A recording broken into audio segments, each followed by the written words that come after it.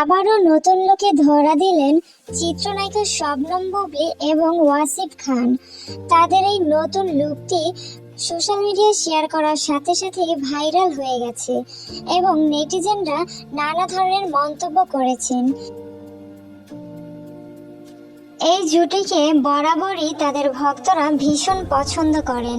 তাদের এই জামাই বউ সাজে ধরা দেয়াকে নেটিজেনরা আরো ভালোভাবে গ্রহণ করেছেন।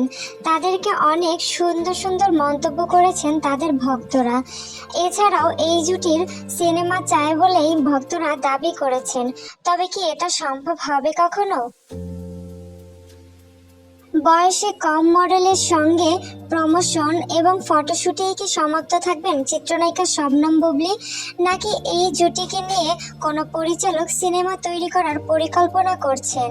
সো ভিউয়ার্স, আপনাদের কাছে তাদের কেমন লাগে তা অবশ্যই জানাবেন।